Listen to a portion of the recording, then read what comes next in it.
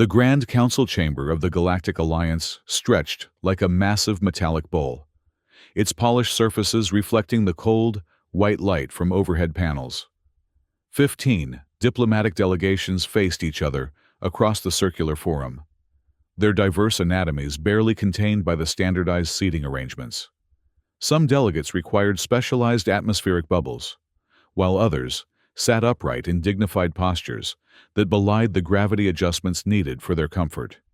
In the center of it all stood Earth Judge Marcus Reed, his weathered face set in grim determination as he addressed the council. At 53, the former military officer turned diplomat judge cut an imposing figure despite his relatively diminutive human stature among the galactic representatives. His dark blue uniform, adorned with subtle Earth emblems, contrasted sharply with the exotic garb of the alien delegates. "The evidence is irrefutable," Marcus declared, his voice amplified by the chamber's acoustics. He gestured toward the holographic display floating above the central platform.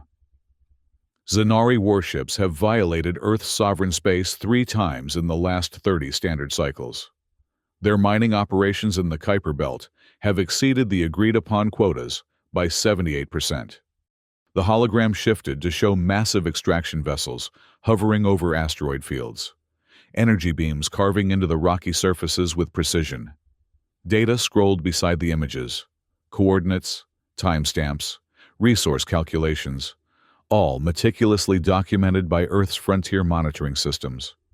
"This constitutes a clear violation of the Seventh Accord," Marcus continued, "which explicitly prohibits unauthorized extraction operations within the Sol system's designated boundaries." He swept his gaze across the chamber, making brief eye contact with each delegation. "Earth demands immediate cessation of these activities and compensation for resources already taken." A low murmur rippled through the assembly. Representatives of the Arcturian Confederation nodded in apparent agreement, their translucent cranial membranes pulsing with sympathetic blue light. The Vega Cooperative's 3 armed delegates gestured in their complex sign language, their translator drones humming as they processed the diplomatic implications. But from the Zanari section, there was only icy silence. Their delegation sat encased in their signature crimson environmental fields, tall, humanoid figures with silvery skin that caught the light like burnished metal. Their facial features were sharp, almost predatory, with eyes that glowed amber in the chamber's lighting. Marcus locked eyes with Ambassador Silith Vorn, the chief Zanari representative. She sat perfectly still, her posture suggesting both disinterest and disdain. Her silver-white hair was pulled back in elaborate braids, typical of Zanari military nobility, and the ceremonial scars on her face, 3 parallel lines running from temple to jaw, marked her as a veteran of the Orion conflicts. "Furthermore," Marcus pressed on, "the Council should consider sanctions." "Enough." The single word sliced through the chamber like a blade. Ambassador Silith Vorn had risen to her feet, her environmental field rippling as she moved toward the center platform. She was tall, easily 7 feet in height, and moved with the fluid grace that came from growing up in the lighter gravity of the Zanari homeworld. "The human representative speaks as humans always do," she said, her voice carrying a musical quality despite its coldness. With much sound and fury, signifying nothing of substance. Marcus felt his jaw tighten, but maintained his diplomatic composure. "Ambassador Vorn, I have presented documented evidence. You have presented doctored sensor readings and exaggerated claims." Silith interrupted, waving a dismissive hand. The silver rings adorning her long fingers caught the light. "Typical of your species. All shouting, no strategy." The chamber fell silent. Even among the diverse species of the Galactic Alliance, such open mockery was considered a serious breach of protocol. Marcus felt heat rising in his face.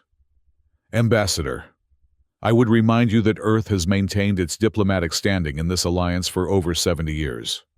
We do not make accusations lightly." Silith's lips curled into what might have been a smile on a human face, but on hers appeared more like a predatory display. 70 years, a mere eye blink in galactic politics. Perhaps that explains your inexperience. She turned to address the wider council. The Zanari Empire has existed for 12 millennia. We have been traversing the stars, while humans were still huddling in caves. She stepped closer to Marcus, towering over him. Your species always resorts to moral outrage when faced with superior power. It is amusing. Marcus felt his professional facade cracking. 25 years of military service and another 15 in diplomacy had taught him restraint. But the Zanari ambassador's condescension struck at something primal within him. Is it also amusing when your warships target civilian research vessels? He asked, his voice low, but carrying through the chamber. 3 researchers died in the Titan incident last month. Or does the mighty Zanari Empire consider human lives as insignificant as our diplomatic concerns? A ripple of discomfort moved through the assembly. The Arcturian lights flashed yellow, a sign of alarm. Silith's amber eyes narrowed. You accuse us of attacking civilians? This is a serious charge. Judge Reed, one that could have consequences. I state facts. Ambassador, facts documented by multiple independent sources. Marcus stood his ground, refusing to be intimidated, despite the clear threat in her words. The Zanari Empire does not answer to human accusations, Silith declared. She turned to address the council at large. This session has become a platform for baseless slander. The Zanari delegation withdraws until a more civilized discussion can be arranged. With that, she and her delegation rose in unison and moved toward the exit, their environmental fields shimmering around them like blood-red auras. Marcus watched them leave, his hands clenched at his sides. The chairman of the council, a centaurian with multiple sensory stalks, signaled for a recess. As the delegates dispersed, Marcus remained at the central platform, studying the holographic evidence that now seemed to hang mockingly in the air. Ambassador Kalar of the Arcturian Confederation approached, his translucent features shifting to express concern. That was unfortunate, Kalar said, his words translated through a small device at his chest. The Zanari are not known for forgetting perceived insults. Marcus sighed. Neither are humans, Ambassador, especially when those insults come at the cost of innocent lives. Kalar's cranial membrane pulsed thoughtfully. Be careful, Marcus Reed. The Zanari influence extends beyond their military might. There are rumors of factions within their empire that operate outside official channels.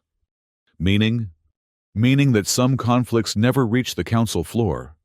Kalar's translator produced the words, but his eyes conveyed the warning more effectively than any technology could. As the Arcturian glided away, Marcus couldn't shake the feeling that the confrontation with Silith Vorn was merely the opening move in a much more dangerous game. 2 weeks later, Marcus found himself once again in the Grand Council chamber, reviewing his notes before the session resumed. The Zanari delegation had returned after their dramatic exit, but tensions remained high. Preliminary discussions with neutral parties had yielded little progress, and Earth's colonial outposts continued to report Zanari activity near their borders. The chamber was gradually filling with delegates when the first warning flashed across Marcus's datapad. Security breach detected. Before he could process the information, the chamber's lights flickered and died. Emergency lighting activated a moment later, bathing the room in an eerie blue glow. Attention, announced the chamber's AI system, its synthesized voice eerily calm. A Level 1 security protocol has been activated. All delegates are to remain in place while countermeasures are deployed. Murmurs of alarm spread through the assembly. Marcus scanned the room, years of military training kicking in as he assessed potential threats and exits. His eyes met Silith's across the chamber, and for a brief moment, He thought he detected something other than disdain in her expression, perhaps concern. The floor beneath them shuddered. The AI's voice returned, now with a hint of urgency. Warning: unauthorized access to primary systems detected. Security containment failing. Emergency protocols. The message cut off abruptly. The blue emergency lights flickered, and then the chamber plunged into total darkness. Chaos erupted.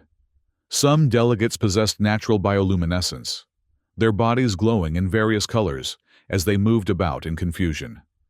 Others activated personal emergency beacons. Voices called out in dozens of languages, their translation devices struggling to keep up. Marcus felt his way to the central platform, hoping to access the manual override for the chamber's systems. As he reached the console, a tremendous explosion rocked the building. The floor beneath him seemed to drop, and he found himself falling as structural supports gave way. The sensation of falling lasted only seconds before he slammed into a hard surface. Pain shot through his shoulder. Debris rained down around him, and he rolled to avoid being crushed. When the collapse finally stopped, he found himself in near total darkness, breathing dust-filled air. "Emergency lights," he coughed, hoping the sub-level systems were still functional. To his relief, strips of red lighting activated along what appeared to be a corridor. He was in one of the maintenance tunnels beneath the council chamber, surrounded by twisted metal and broken conduits. Marcus checked himself for injuries. His shoulder was bruised but not dislocated. A cut on his forehead was bleeding, but not severely. His uniform was torn and covered in dust. He activated his emergency beacon, but the signal indicator remained dark. Either the beacon was damaged in the fall, or something was blocking transmissions. Neither option was reassuring. A groan from nearby caught his attention. Moving carefully over the debris, Marcus followed the sound until he found a figure half buried under a collapsed ceiling panel. Even in the dim red light, the crimson environmental field was unmistakable. Ambassador Syleth Vorn lay trapped, her silver skin now marred with dark fluid that Marcus presumed was blood. Her amber eyes opened as he approached, widening with recognition. "You," she hissed, her voice strained. "Come to gloat. Human." Marcus ignored the jab. "Are you badly hurt?" "My leg is trapped, and my environmental field generator is damaged." As if to illustrate her point, the crimson field around her flickered and stabilized at a much lower intensity. "The air here. It's not optimal for my physiology." Marcus surveyed the debris pinning her. "I can try to lift this if you can pull yourself free. On my count." Syleth's eyes narrowed suspiciously, but she nodded. 3, 2, 1. Marcus strained against the weight of the panel, managing to lift it a few crucial inches. Syleth pulled herself free with a pained hiss, dragging her injured leg behind her. Once clear, she propped herself against a wall, examining her wounded limb. A deep gash ran along her thigh, oozing dark fluid that seemed to shimmer slightly in the red emergency lighting. "What happened up there?" Marcus asked, scanning their surroundings for threats or escape routes. "You believe I know?" Syleth's voice was tight with pain. "That perhaps this was some Zanari plot?" "The thought crossed my mind," Marcus admitted. "The timing seems convenient after our last encounter." Syleth attempted to stand, but fell back with a grimace. "If I wanted you eliminated, Judge Reed, I would not risk an entire council session to do so. Nor would I place myself in danger." She gestured to her injured leg. "We Zanari prefer more surgical approaches." Despite himself, Marcus almost smiled at her dark humor. "Then we're both targets. Question is, who's targeting us?" "There are many factions that would benefit from disrupting Earth-Zanari relations, tenuous as they are." Syleth's breathing seemed labored, and Marcus noticed her environmental field flickering more frequently. "Your field generator is failing," he observed. "What happens when it does?" "The atmosphere here contains too much nitrogen for my comfort. Eventually, I will lose consciousness. She met his eyes directly. And then die, if exposure is prolonged. Marcus nodded, processing this information. Then we need to move. Find a way to contact the outside or reach an emergency shelter. He offered his hand. Can you walk with assistance? Silith stared at his outstretched hand as if it were a strange artifact. After a moment's hesitation, she accepted it, her fingers cool against his skin. The maintenance levels should have emergency supplies, she said, as he helped her to her feet. And communication equipment. If we can reach a hub station. Marcus raised an eyebrow. You seem well informed about the council facility's substructure. All good diplomats study their environment thoroughly.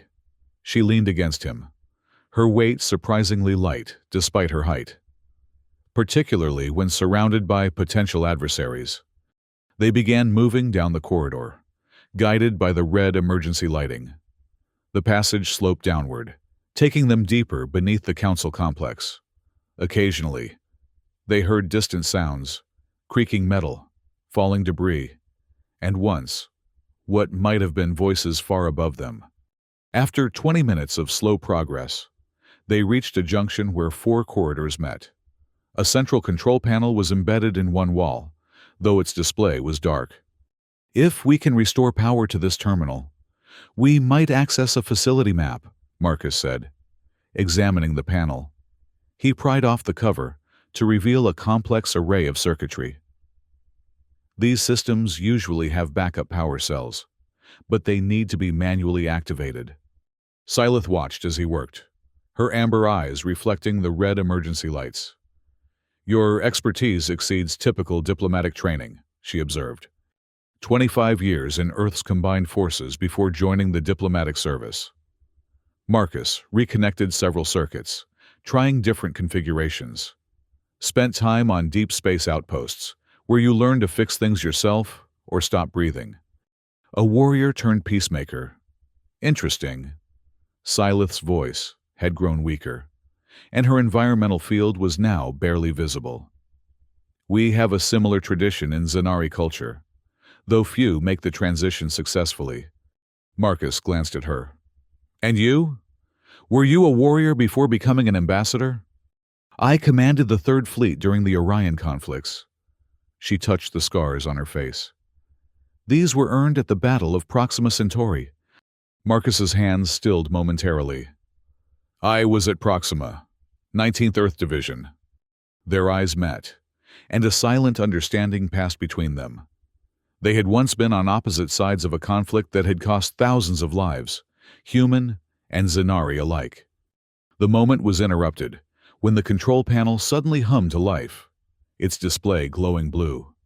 Got it, Marcus said, turning his attention back to the task. Now, let's see if we can...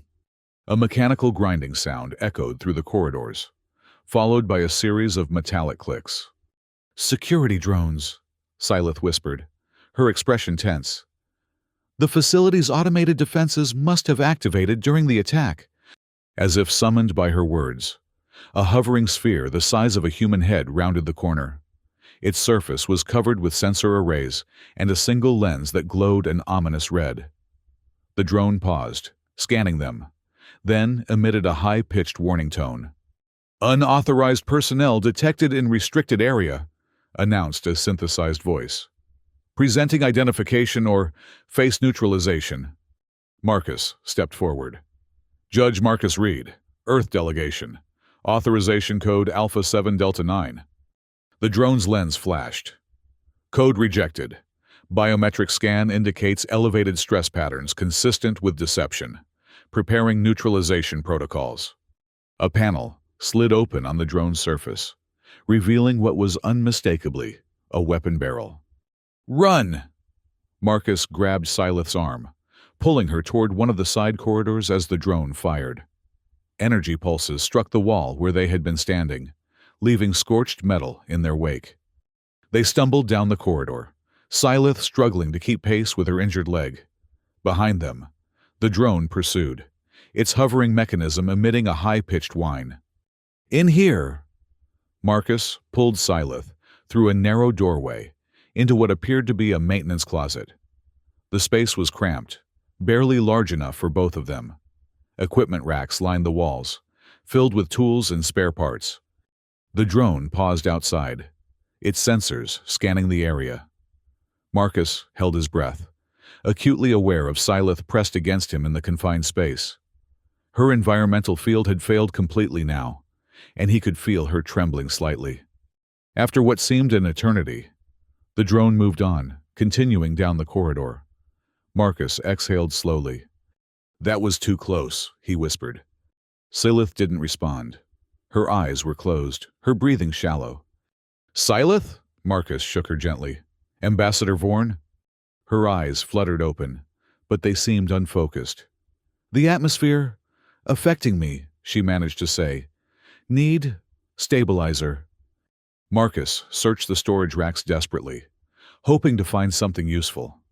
Among the tools and spare parts, he spotted a portable atmospheric regulator, standard equipment for maintenance workers who might need to access areas with specialized environmental controls. "Will this help?" He showed her the device. "It's designed for human use, but maybe we can adjust it." Sylith's eyes focused on the regulator. "Possibly. Need to recalibrate. Remove nitrogen scrubbers." Her voice was fading. Marcus worked quickly, using tools from the rack to modify the device, according to her weakening instructions. He had basic knowledge of xenobiology from his military days, but Zanari physiology was still largely classified information on Earth. "Increase oxygen ratio," Sylith whispered. "Lower nitrogen. Add trace argon if available." After several tense minutes, Marcus had modified the regulator as best he could. He activated it, creating a small bubble of altered atmosphere around them in the confined space. Sylith breathed deeply, her eyes clearing somewhat. "Better. Not perfect. But will sustain me temporarily." "Good, because we need to move before that drone comes back." Marcus peered out of the closet, checking the corridor. The control panel showed an environmental systems hub 2 levels down. If we can reach it, we might be able to send a distress signal and adjust the atmospheric controls for a larger area. Sylith nodded weakly. "Lead on, Judge Reed." "Marcus," he corrected.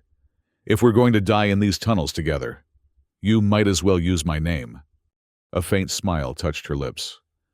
"Marcus, then, and I am Sylith, without the titles." They emerged cautiously from their hiding place, Marcus carrying the portable regulator in one hand while supporting Sylith with the other. They moved slower now, both injured and wary of security drones. The journey to the environmental systems hub was arduous. Twice they had to hide from patrolling drones, and once they were forced to detour around a collapsed section of corridor. Sylith's condition improved slightly with the modified regulator, but she still leaned heavily on Marcus for support. When they finally reached the hub, they found a circular room filled with control panels and atmospheric processing equipment. The emergency power was functioning here, providing dim lighting and minimal system operation. Marcus helped Sylith to a seat before examining the controls. "If I can restart the main environmental system, we can adjust it to a compromised atmosphere that won't kill either of us. The system will require authorization," Sylith noted, watching him work. "Council facility security is multi-layered. That's where you come in." Marcus gestured to a control panel. "I'm guessing Zanari authorization codes are stored in a different security partition than Earth codes. Between the two of us, we might have enough clearance." Sylith raised an eyebrow. "Cooperative security breaching. Is this standard Earth diplomatic procedure?" "I'm improvising." Marcus managed a tired smile. "Unless you'd prefer to asphyxiate on principle." Sylith moved to the panel, her fingers dancing across the interface with practiced ease despite her weakened state. "Zanari do not asphyxiate. We desiccate. The nitrogen causes cellular degradation rather than oxygen deprivation." "Fascinating," Marcus said dryly. "Any other cheerful physiological facts you'd like to share?" "Many," Syleth replied, continuing to work. Though most would disturb your human sensibilities. After several minutes of coordinated effort, they managed to access the environmental controls. Marcus adjusted the settings for their immediate area, creating a compromise atmosphere that would be tolerable for both species. As fresh air began cycling through the vents, Syleth visibly relaxed. Much better, though the humidity is still uncomfortably high. Sorry about that. Humans tend to wilt in dry air. Marcus moved to the communication console. Now let's see if we can call for help.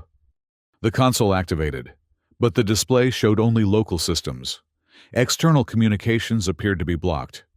Something's jamming all outgoing signals, Marcus muttered, frustration evident in his voice. We're still cut off. Syleth joined him at the console, examining the readouts. This is not standard procedure for a system failure. The facility is designed to maintain emergency communications, even during catastrophic events. Meaning this is deliberate. Marcus leaned against the console, thinking. Someone doesn't want anyone communicating with the outside. The question is, who and why? The attack occurred immediately after both Earth and Zanari delegations presented their cases, Syleth observed. Perhaps someone wishes to prevent resolution of our dispute. Marcus considered this. A third party with interest in continued Earth-Zanari tension. That narrows it down to about half the alliance. Or perhaps someone within our own governments. Syleth's words hung in the air between them, a dangerous suggestion that neither was comfortable examining too closely. Before they could discuss further, a distant rumbling shook the room. Dust drifted down from the ceiling, and several control panels flickered. That didn't sound like structural settling, Marcus said, moving toward the door. More like breaching charges, Syleth finished. Someone is forcing their way in. Marcus's military instincts took over. We need weapons and a defensive position. This hub is too exposed. They gathered what they could. Maintenance tools that could serve as improvised weapons, portable power cells, and a medical kit. Marcus found a facility map on one of the terminals and identified a potential sanctuary. There's a security checkpoint 2 corridors down. Should have reinforced doors and possibly weapon storage.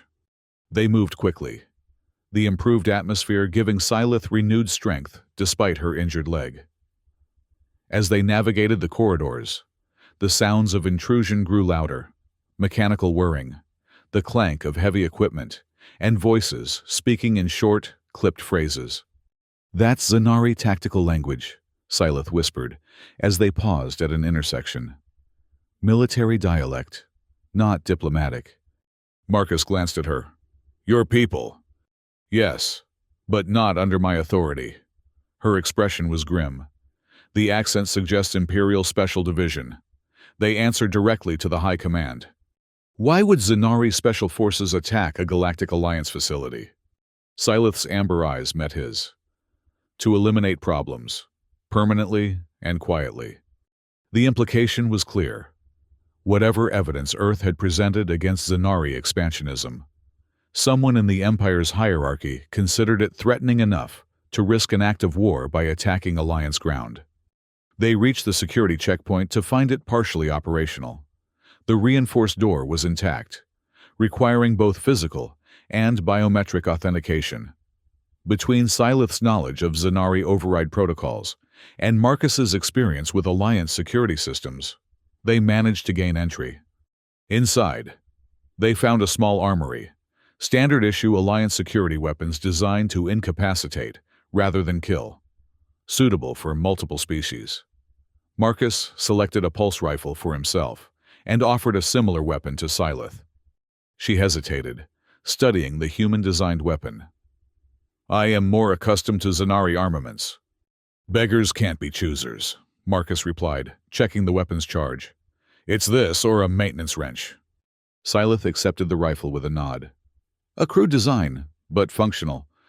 They secured the door and took positions with clear lines of fire.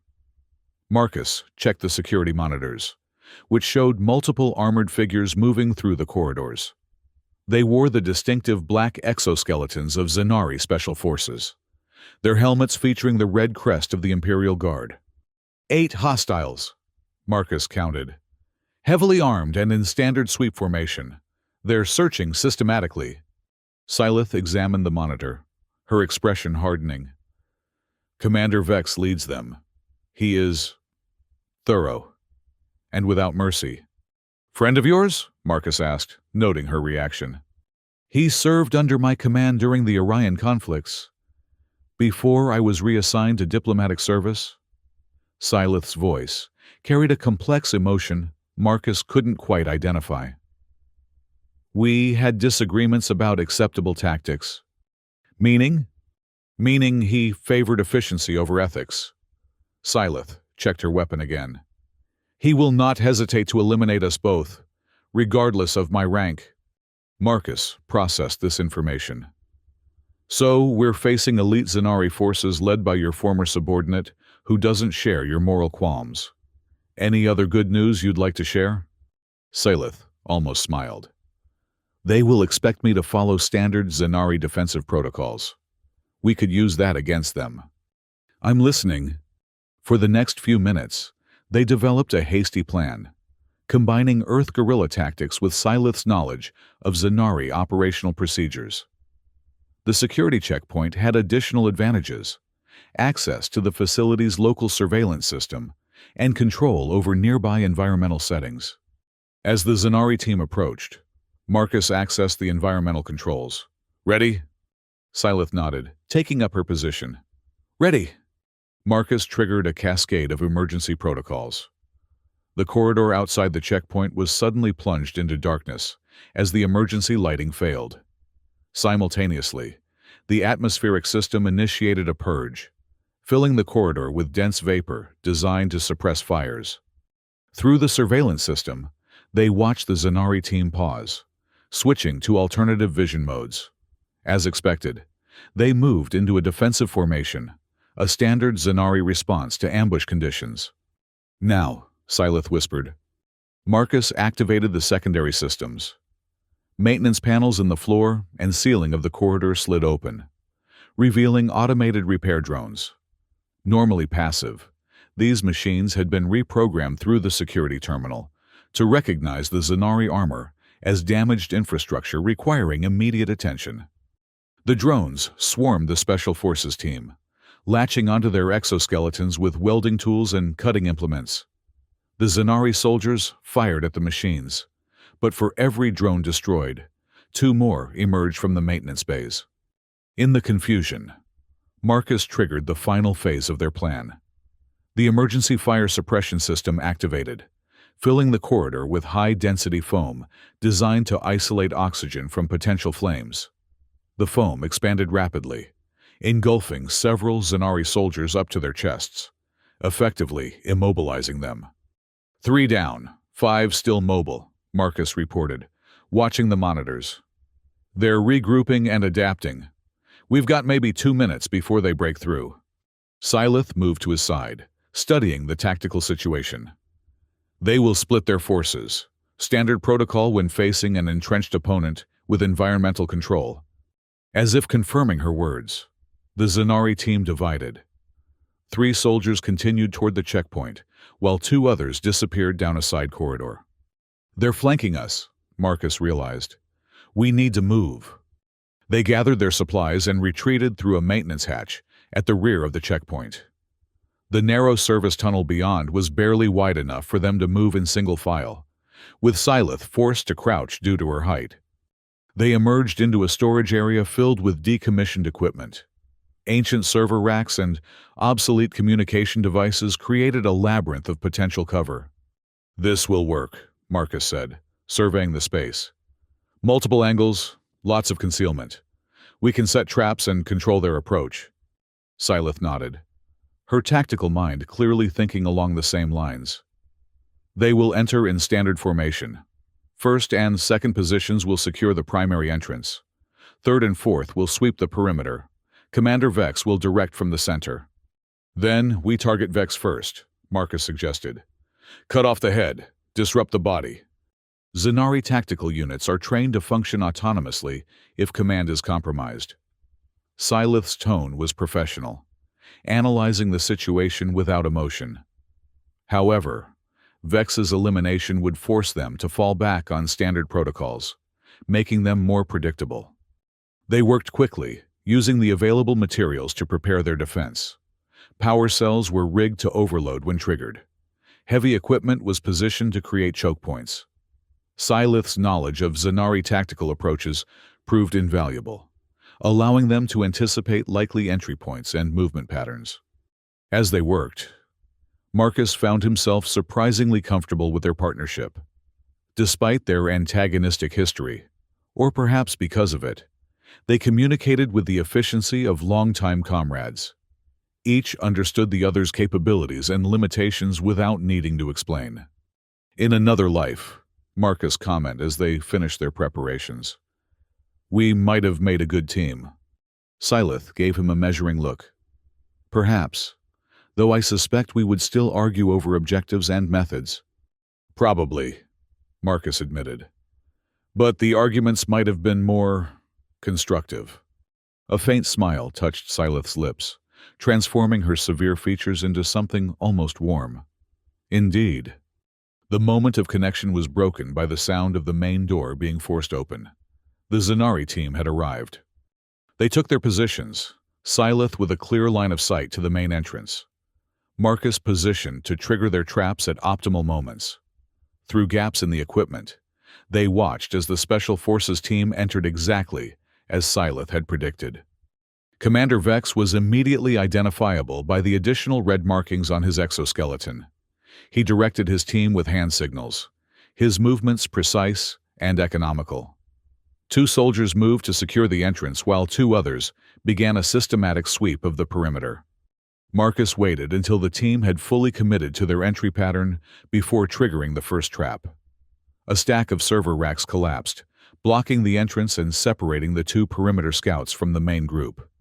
Simultaneously, rigged power cells detonated near Vex's position, filling the area with electrical discharge that interfered with their armor systems.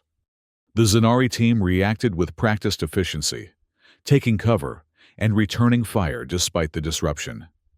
Energy weapons fired in controlled bursts, systematically targeting potential hiding spots. Sylith moved like a shadow among the equipment, firing precise shots that found gaps in the Zenari armor. Her knowledge of the exoskeleton's vulnerable points made her attacks devastatingly effective. 1 soldier fell, then another, their armor systems failing under her targeted assault. Marcus focused on maintaining their environmental advantage, triggering secondary traps to herd the remaining soldiers into vulnerable positions. The storage area became a battlefield of shifting shadows, electrical discharges, and precision fire. Commander Vex proved to be as formidable as Sylith had suggested. Despite the chaos, he maintained tactical control, adapting quickly to their trap patterns. When one of his soldiers exposed a position that would give them a clear shot at Marcus, Vex immediately directed concentrated fire. Energy pulses struck the equipment near Marcus, showering him with sparks and superheated metal fragments. He felt a burning pain across his back as he dove for new cover, barely avoiding a follow-up shot that would have been fatal. "Marcus!" Sylith called, concern evident in her voice. "I'm fine," he grunted, though the burn on his back suggested otherwise. 3 left, including Vex. The battle continued, a deadly game of position and counterposition. Marcus and Sylith worked in concert, using their knowledge of the space and their prepared traps to gradually wear down the Zenari advantage in numbers and firepower. When only Vex remained, he abandoned standard tactics, triggering some kind of enhancement in his exoskeleton. He moved with incredible speed, leaping over barriers and firing in midair. One such leap brought him directly to Sylith's position, his armored fist striking her wounded leg with calculated precision. Sylith cried out in pain, her weapon clattering away as she fell. Vex stood over her, his helmet retracting to reveal a face similar to Sylith's, but harder, with 4 parallel scars rather than 3. "Ambassador Vorn," he said, his voice carrying a formal coldness. "The High Command sends their regards. Your services are no longer required." He raised his weapon, aiming at her head. Marcus didn't think. He simply acted. Lunging from his position, he tackled Vex with all his strength. The impact sent them both crashing into a bank of equipment. Vex's enhanced exoskeleton gave him tremendous advantage in strength. But Marcus's desperation and close-quarters combat experience kept him alive. They grappled amid sparking circuits and broken machinery, Vex attempting to bring his weapon to bear, while Marcus fought to keep it pointed away. The Zanari commander was stronger, but his armor, designed for ranged combat, was less effective in such intimate quarters. "Why protect her, human?" Vex hissed, his amber eyes burning with contempt. "She despises your kind as much as I do." "Maybe," Marcus grunted, straining against the enhanced strength of the exoskeleton. "But we've found something worse to hate together." Vex's momentary confusion gave Marcus the opening he needed. He drove his knee into a joint in the exoskeleton, a vulnerability Syleth had mentioned during their preparations. The armor buckled, and Vex's enhanced strength faltered. In that critical moment, a pulse shot struck Vex from behind. The commander stiffened, then collapsed, his systems overloaded. Marcus looked up to see Syleth leaning against a server rack, her recovered weapon still aimed at Vex's prone form. "Is he?" Marcus asked, breathing heavily. "Incapacitated, not dead," Syleth replied.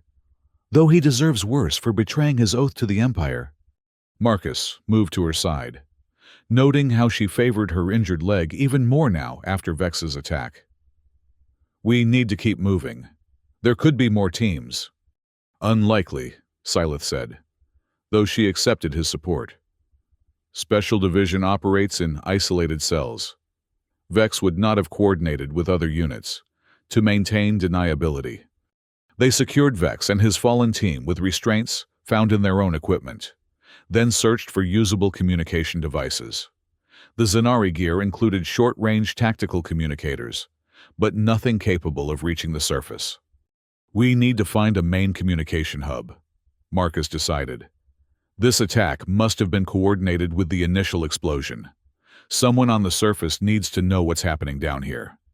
Syleth nodded, her expression thoughtful. "The Council emergency protocols include an automated distress signal if contact is lost for more than 6 hours. By now, Alliance security forces should be searching for survivors. Then we need to help them find us," Marcus said, "and bring evidence of what happened. Vex and his team are proof of Zanari military action against the Alliance." Syleth's face showed conflict. "You would use this as leverage against my people." "I would use this as evidence of the truth," Marcus corrected. "The same truth I presented to the Council before we were attacked. Zanari aggression must be addressed, or more people will die, on both sides." Their eyes met, a silent negotiation passing between them. "Finally," Syleth nodded. "Very well, but I must be allowed to present this evidence myself, to explain that these actions were taken without proper authorization." "Were they?" Marcus asked quietly. "Or is that what you need to believe?" Syleth's amber eyes hardened. "You presume much, human." "I observe much, Zanari." Marcus held her gaze. "Including that you fought against your own people to prevent an assassination. That suggests you believe in something beyond blind loyalty to the Empire." "I believe in honor," Syleth replied, her voice tight. "In keeping one's word. The Zanari Empire signed the alliance treaties. Breaking them secretly while maintaining the pretense of diplomacy is beneath us." Marcus nodded, recognizing the conflict within her. "Then, help me find a way to communicate with the rescue teams. We'll present the evidence together, as neutral witnesses to an attack on Alliance ground." They gathered what supplies they could carry and moved out, following Syleth's recollection of the facility layout. Her knowledge of Zanari communications technology proved invaluable as they repurposed components from the Special Forces equipment to enhance the range of their own devices. After hours of navigating the damaged sublevel, they finally reached a functional communication hub. The systems were operating on minimal power, but Marcus managed to establish a weak signal to the surface. Alliance Rescue. This is Judge Marcus Reed, Earth Delegation. He repeated the message several times, adjusting frequencies between attempts. Located in sub-level communication hub with Ambassador Syleth Vorn of the Zanari delegation. We have evidence of deliberate attack by military forces.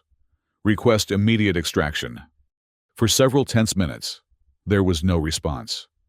Then, through layers of static, a voice replied, Judge Reed, this is Alliance Security Commander Thale. Your signal is weak but received. Rescue teams are currently clearing Level 3. Can you provide location details? Marcus exchanged a relieved look with Syleth, before responding with their coordinates and situation. Commander Thala confirmed the information and promised extraction within 2 hours. As they waited, sitting side by side against a console, Marcus found himself studying Syleth's profile. The harsh lines of her face seemed softened in the dim light, her military posture relaxed by exhaustion and injury. What will you do when we return to the surface? He asked. Syleth was silent for a long moment. I cannot return to the Empire, she said finally. Not after this. Commander Vex was acting on orders that likely came from the highest levels of Zanari command. My opposition to their methods has now been demonstrated too clearly to ignore. Political asylum, Marcus suggested. Earth would... Not Earth, Syleth interrupted. I need neutral ground. Perhaps the Arcturian territories or the Vega Cooperative. Somewhere I can speak the truth without immediately being labeled a tool of human interests. Marcus nodded, understanding her reasoning. I have contacts in the diplomatic corps who could arrange it. Discreetly. Why would you help me? Syleth asked, genuine curiosity in her voice. After our confrontation in the council, after all the tension between our peoples? Marcus considered his answer carefully. Because down here, when our lives depended on it, we proved that humans and Zanari can work together. That's worth preserving and building upon. A faint smile touched Syleth's lips. A diplomat's answer. An honest one, Marcus countered. We've seen the worst of each other in war. Ambassador Vorn. Perhaps it's time we explored what the best might look like. Their conversation was interrupted by the sound of rescue equipment above them. Alliance security forces broke through within the hour, medical teams immediately attending to their injuries. Commander Vex and his surviving soldiers were taken into custody, secure containment fields preventing any possibility of escape. As they were transported to the surface, Marcus insisted on remaining near Syleth, ensuring she received appropriate medical care for her unique physiology. The medics were forced to adapt human treatments, as the specialized Zanari medical equipment was unavailable. They emerged into the light of dawn on a neutral planet, the Alliance security compound bustling with activity as the aftermath of the attack was managed. The council chamber itself had suffered significant damage, with multiple casualties reported among the diplomatic staff. Fortunately, most delegates had been evacuated safely after the initial explosion. In the days that followed, Marcus worked tirelessly to arrange Syleth's asylum status while preparing his testimony for the Alliance investigation. The evidence they had gathered was damning. Commander Vex's capture provided irrefutable proof of Zanari military action against the Alliance facility. When the day came for their official statements, Marcus and Syleth entered the temporary council chamber together. Representatives from all Alliance species were present, their faces showing varying degrees of concern and suspicion. Syleth stood tall, despite her still healing injuries, her silver skin catching the light as she addressed the assembled delegates. What happened beneath the council chamber was an act of treachery, not just against the Alliance, but against the honor of the Zanari Empire itself. I stand before you not as a representative of my government, but as a witness to truth." Her testimony was detailed and unflinching, documenting both the attack and the broader pattern of Zanari expansionism that had preceded it. She provided access codes and coordinates that validated Marcus's original accusations regarding border violations and resource theft. When she finished, the chamber was silent.